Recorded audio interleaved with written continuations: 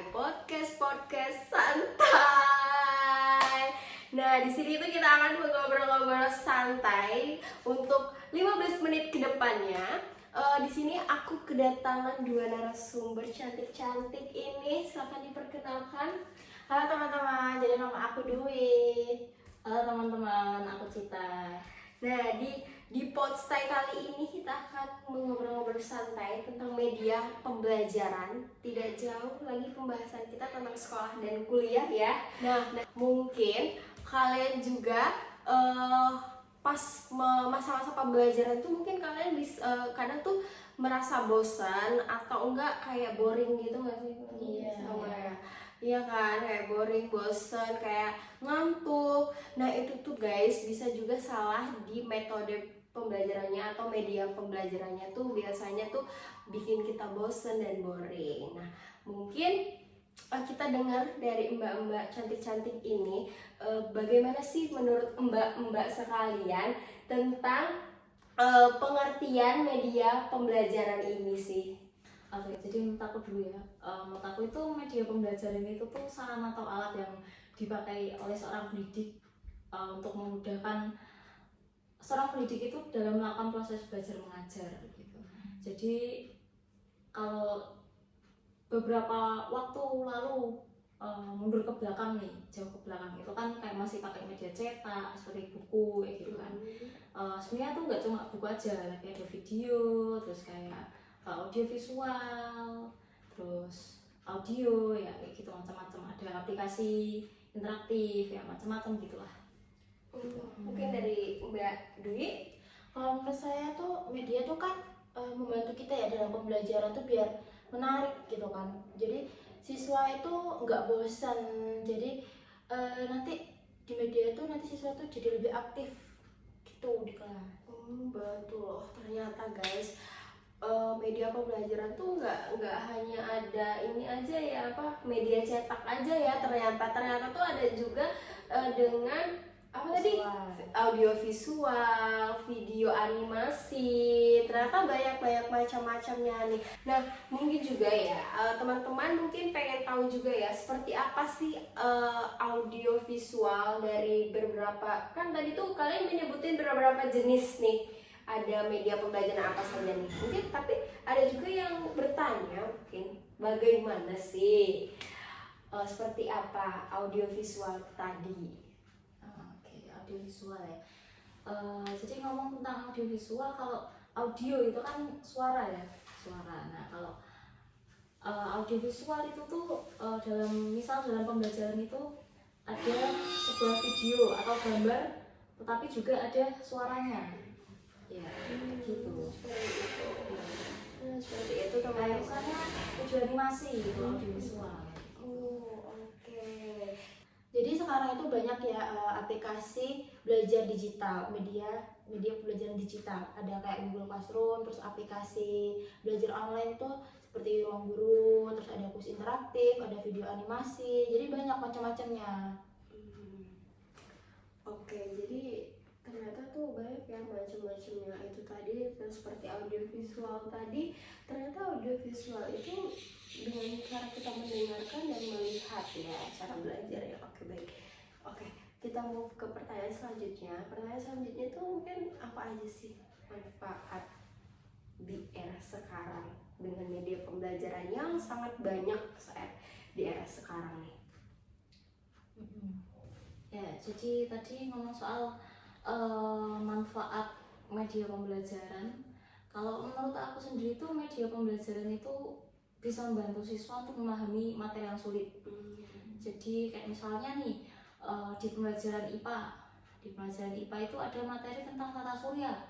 Nah terus kalau cuma kita mengandalkan dengan kata-kata atau penjelasan dari guru, itu bakalan sulit banget buat dipahami. Jadi siswa bakalan lebih tertarik dengan video atau gambar kayak gitu. Jadi memacu semangatnya juga buat belajar gitu. Terus kalau menurut aku ya. Benar sih. Nah, sekarang tuh kalau cuma dengan cara kita berceramah, anak-anak juga mulai bosan ya. Tapi menurut Mbak Dwi gimana? Nah selain itu kan media pembelajaran itu menciptakan suasana kelas tuh jadi lebih hidup kan, jadi kayak siswanya tuh pasti aktif, mau bertanya, mau berdiskusi. Kan bosan ya kalau misalnya siswa itu hanya mendengarkan ceramah dari guru. Nah pasti kita tuh butuh komunikasi dua arah, jadi nanti guru bertanya, siswa menjawab, atau sebaliknya, jadi lebih banyak pengetahuannya gitu loh. Jadi seperti itu guys, dan juga ternyata dia tuh media pembelajaran yang sekarang tuh bisa menghidupkan suasana kelas jadi lebih ini ya, lebih ceria, anak-anak nggak mudah bosan. Nah, ngomong-ngomong soal cara belajar, aku jadi penasaran nih, cara belajar kalian tuh menggunakan media belajar apa sih? Kalau aku ya, kalau aku itu media pembelajaran yang visual. Jadi aku tuh lebih paham kalau misalnya ada kayak diagram, ada warna, terus ada video, ada gambar kayak gitu. Jadi itu aku lebih paham karena aku kan lihat sendiri ya nanti bentuknya gimana. Terus ya itu jelas gitu. Jadi nggak cuma dengerin kata-kata dari guru aja. Kalau Mbak Cita? Nah, kalau saya lebih ke auditori ya, auditori ya. Jadi saya lebih masuk di penjelasan langsung atau dengan rekaman, kayak misal dengerin podcast itu juga kadang lebih masuk gitu. Oke. Jadi itulah apa namanya, mereka dengan gaya belajarnya masing-masing, dengan media belajarnya masing-masing, ternyata mereka yang satu apa tadi Mbak? Visual. Visual, yang satu auditori. Nah, tapi kan ada juga tantangan kan dari media pembelajaran yang kalian sebutin tadi tuh. Menurut kalian tuh apa sih tantangan yang kalian alami saat menggunakan media pembelajaran itu? Kalau aku sendiri fasilitasnya mungkin yang belum lengkap. Ya jadi kadang proyektornya rusak atau internetnya itu kurang bagus. Iya kan? Kayak klasik banget gitu. Iya. Internetnya kurang bagus itu udah kayak masalah yang sering banget terjadi. Iya sih, kadang juga jaringan ya. Nah kalau visual itu tantangannya biasanya kan guru tuh nggak banyak yang pakai teknologi kan.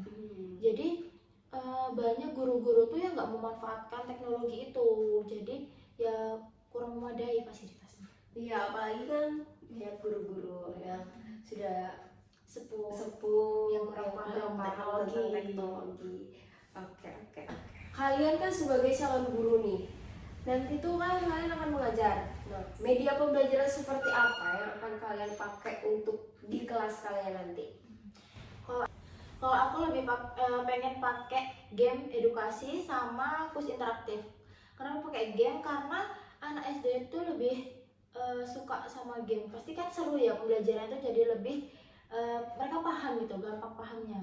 Jadi mereka semangat belajar. Iya, sambil anak-anak bermain juga ya. Nah, ini pendapat Mbak Cita gimana? Kalau aku sendiri nanti mungkin pakai video animasi ya, karena lebih menarik gitu. Aku aja sampai sebesar ini masih suka nonton video animasi gitu kan. Betul sih. Anak-anak. Iya sih, relate banget. Karena kenapa kalau lihat video lebih ini juga ya, menarik, kayak anak-anak agak excited dikit ya gitu. Oke. Wah, ternyata kita sudah di akhir pembahasan nih guys tentang media pembelajaran ini tadi. Nah, dari awal ngobrol sampai akhir itu sangat banyak banget yang aku dapatin pengetahuan tentang media pembelajaran ini. Nah, oke. Ada ingin disampaikan untuk Mbak Cita dan Mbak Dwi, mungkin untuk Permisra di sana?